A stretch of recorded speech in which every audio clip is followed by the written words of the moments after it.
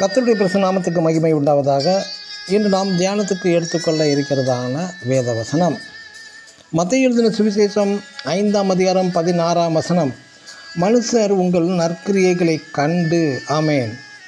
ஒரு குடிகாரன், கலவரம் செய்து கொண்டிருப்பவன், சண்டை போடுபவன், இப்படிப்பட்ட மோசமான வாழ்க்கை வாழ்ந்து கொண்டிருந்தாலும் ஒரு மனிதன் இயேசுவின் நற்சுவிசேஷ ஊழிய போதனைகளின் மூலம் தொடப்பட்டு ரட்சிக்கப்பட்டு மிகப்பெரிய மாற்றத்தை அடைந்து விட்டார். இவ்வளவு மோசமான குடிகார கலவரக்காரன் மாறி நல் மனிதனாக மாறியதை அப்பகுதி மக்களுக்கு மிகவும் ஆச்சரியம் அடைந்து விட்டார்கள்.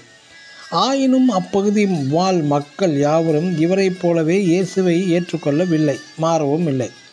அப்பகுதி வாழ் மக்களின் கருத்து என்னவென்றால், ஐயா, நாங்கள் யாவரும் அவரைப் போலவே மாறிவிடவில்லை, ஆனால் எங்கள் பாவத்தின் அனுதின வாழ்க்கை வேகத்தை குறைத்து விட்டோம் என்கிறார்கள்.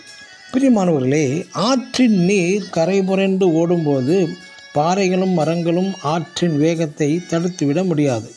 ஆயினும் வேகமாக ஓடும் வெள்ளத்தின் வேகத்தை குறைக்கலாம் என்பது உண்மை.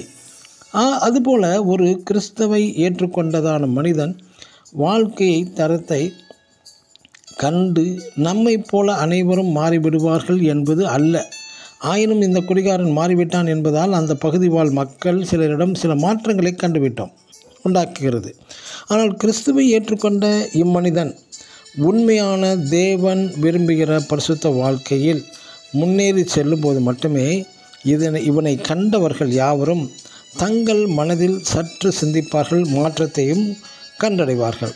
பிரியமான தேவனுடைய பிள்ளைகளே, மற்றவர்கள் நம்மை போல மாறவில்லையே என்ற ஆதங்கத்தை விட நம்முடைய பரிசுத்த ஜெப வாழ்க்கையில் வெளிச்சம் காணப்பட வேண்டும்.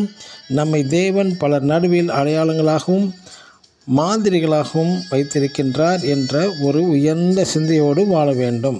ஆமேன். God bless you.